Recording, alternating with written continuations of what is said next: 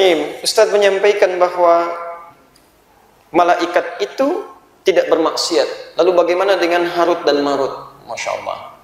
Baik, bukan saya yang menyampaikan, tapi Al-Quran yang menyampaikan, dan saya kemudian meneruskan penyampaian itu. Baik, Quran surah ke-66, At-Tahrim ayat yang ke-6, posisi paling kiri sebelah atas. Terkait Harut dan Marutnya, ya, ayat pertama, Quran surah ke-66, At-Tahrim ayat yang ke-6-nya, itu statement Allah tentang malaikat tidak bermaksiat. Terkait Harut Marutnya, di Quran surah kedua Al-Baqarah, ayat 102, posisi paling kiri sebelah atas. Ayatnya cukup panjang. Ya. Baik, kalau sudah dipahami, saya teruskan. Bismillahirrahmanirrahim. Perhatikan firman Allah, saya langsung ke ujungnya saja. La ya'sunallaha ma amarahum wa yaf'aluna ma yu'marun.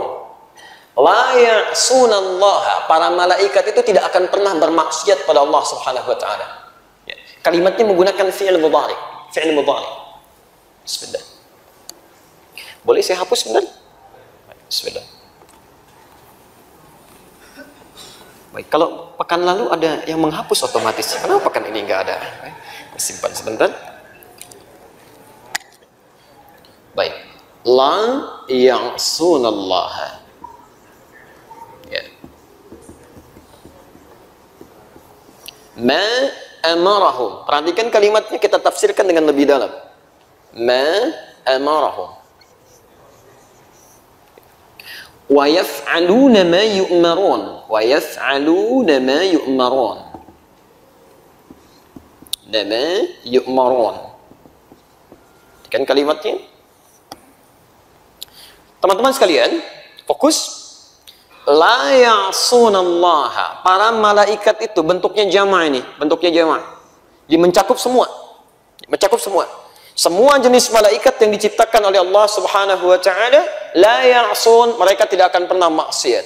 Kalimat penafian maksiatnya, penafian maksiat menggunakan bentuk fi'il mudhari yang bermakna present, kan? Continuous dan future. Jadi sejak malaikat itu diciptakan, terus berlangsung dengan tugasnya, sampai dengan nanti pun, kapanpun, tetap akan seperti itu saja, tidak akan pernah membantah apa yang telah Allah perintahkan. Yang paling menarik, ma amarahum, apa yang telah Allah tugaskan, perintahkan kepada mereka.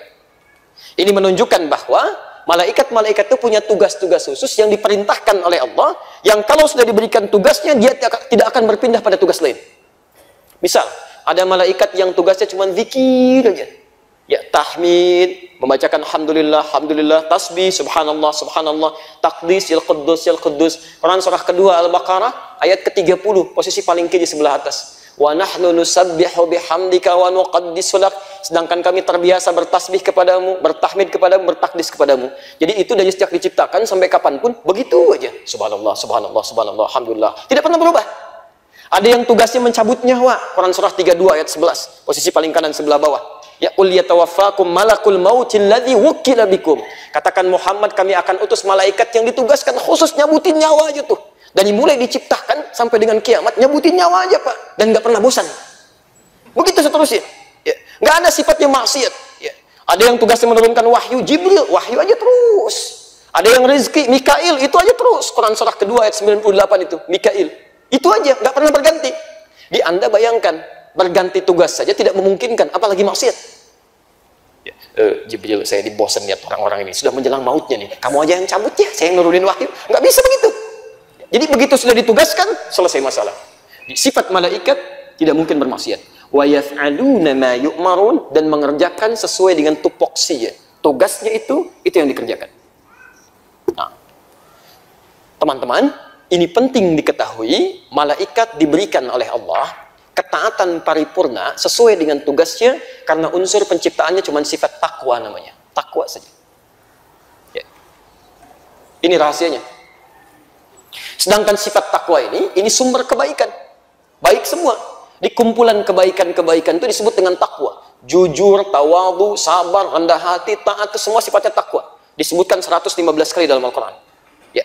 Jadi kalau misalnya ada malaikat hebat, patuh, tidak pernah bermaksiat, Anda jangan pernah memuji, karena sifatnya begitu. Hebatnya malaikat Jibril. Memang hebat. Anda nggak usah puji karena sifat bawaannya memang hebat, taat kepada Allah. Lawan dari takwa itu nafsu. Nafsu. Disebutkan 115 kali dalam Al-Quran. Sama kalimatnya. Sedangkan nafsu terbalik dengan takwa. Kecenderungannya membawa pada yang tidak baik. Quran surah ke-12 ayat 53. Posisi paling kiri sebelah atas. Wa ma ubarri'u nafsi. Saya tidak bisa menyucikan jiwa saya. Jadi sebagai seorang manusia, jangan kita menganggap diri kita suci karena tidak bebas dari kesalahan. Manusia itu punya sifat nafsu. Ya. Innan nafsa la'ammaratun bisu. Dan nafsu itu cenderung membawa pada yang tidak baik. Lawan dari takwa itu nafsu. Nah, mohon maaf, ada makhluk yang diciptakan hanya dengan nafsu saja. Nggak ada takwanya. Namanya hewan. Di hewan tuh nafsu aja, nggak punya takwa. Ya makanya, Anda kalau menemukan hewan berbuat salah, jangan dicela. Memang bawahnya begitu. Ya, Anda nyapu misalnya, sudah dipel rapi, jernih, ya Masya Allah. Sampai kelihatan lah bersihnya, jernihnya, ya, kinclongnya gitu. Tiba-tiba ayam lewat ke situ, buang kotoran. Baru Anda pel, buang kotoran di situ. Lalu Anda celak misalnya, dasar ayam. Ya memang begitu ayam. Ya karena memang bawaan sifatnya itu cuma punya nafsu, takwa nggak punya. Ya kambing misalnya, saat Idul Adha insya Allah sebentar lagi, Anda ikat samping masjid tuh. Kambing jantan, kambing betina. Azan berkumandang, samping masjid muncul hasratnya, tiba-tiba dempet-dempetan, kan? Dekat-dekatan. Jangan dipersalahkan, karena dia nggak punya sifat takwa. Yang jadi masalah itu kalau ada makhluk punya sifat takwa melakukan perbuatan yang tidak dikerjakan oleh hewan, itu yang bermasalah. Dan kabar yang harus kita terima, manusia oleh Allah saat diciptakan itu menggabungkan keduanya, punya takwa, punya nafsu. Makhluknya yang menggabungkan takwa dengan nafsu itu disebut dengan bashar. Manusia ketika pertama kali diciptakan diterangkan oleh Allah, ini makhluk berbeda dengan malaikat, lain dengan jin, karena dia punya potensi-potensi takwa dan nafsu. Quran surah ke-15 ayat ke-28. Wa idh qala rabbuka lil malaikati inni khaliqun bashar. Makanya jangan heran kalau dalam jiwa kita itu selalu ada dua dorongan itu. Anda tidak percaya silahkan. Begitu azan berkumandang, hati kecil kita mengatakan cepat, siap-siap, sudah azan. Punya getaran begitu? Itu jiwa takwa. Tapi begitu azannya selesai, sisi yang lain mengatakan, tenang, baru azan, qomatnya belum, masih ada 15 menit lagi, imamnya belum datang, paling kesiangan kayak kemarin. Jadi muncul itu suasana itu. Itu nafsu. Dua hal yang saling bertentangan. Takwa didorong oleh malaikat disebutkan 88 kali dalam Al-Quran, nafsu didorong oleh setan. Setan disebutkan 88 kali dalam Al-Quran. Nah, teman-teman, apa hubungan dengan Harut dan Marut? Mari kita lihat dulu, apakah dipahami ini dua malaikat yang bermaksiat, atau jangan-jangan yang bermaksiat bukan malaikat, tapi yang bermaksiat manusianya, dengan potensi nafsunya itu. Yuk kita lihat. Saya langsung ke ujung ayatnya saja, ke pertengahan, supaya mudah dipahami dan cepat kita menjawabnya. Wa ma yu'allimani min ahadin hatta yaqula innama nahnu fitnatun fala takfur. Ini poinnya. Ini poinnya, hati-hati. Jadi Allah menurunkan malaikat, dua malaikat yang ditugaskan khusus membawa ilmu tertentu sebagai ujian bagi manusia. Normal seperti malaikat yang lain. Ya. Ada pemberi rahmat, ada pencabut nyawa, ada yang sifatnya menurunkan ujian, ada. Wattaba'u ma tatlu syayatinu ala mulki Sulaiman wa ma kafara Sulaiman walakinna syayatina kafaru yu'allimuna an-nasa as-sihra. Ya, awas, wa ma yu'allimuna an-nasa as-sihra. Awas, hati-hati. Jangan salah memahami. Di sini ayat ini menerangkan tentang Nabi Sulaiman, setan, kemudian dua malaikat, Harut dan Marut, yang diturunkan di Babilonia, di Babilonia. Fokus. Nabi Sulaiman diterangkan oleh Allah di situ, seorang nabi dan rasul diberikan kekuasaan luar biasa, bisa menggerakkan jin, bisa bahkan menyuruh setan dan sebagainya, dan bisa menggerakkan sesuatu yang tidak bisa digerakkan oleh manusia biasa. Dan disebutlah ada orang mengatakan, oh, ini Sulaiman sudah ingkar nih, punya ilmu khusus, dibantah oleh Al-Quran. Lihat, wa ma kafara Sulaiman walakinna syayatina kafaru. Sulaiman tidak punya sihir, tidak punya macam-macam, tapi itu mukjizat yang menegaskan kerasulannya. Setanlah yang kemudian mengajarkan sihir. Setan ini. Ada lagi yang mengatakan, oh bukan setan. Sihir itu asalnya dari malaikat yang memang mengajarkan ilmu sihir, kemudian diambil oleh setan. ditepis lagi oleh Quran. Tidak. Malaikat yang diturunkan oleh Allah itu namanya Harut dan Marut di Babilonia, itu ditugaskan bukan untuk mengajarkan sihir, tapi untuk menguji manusia dengan ilmu yang luar biasa. Lihat kalimatnya.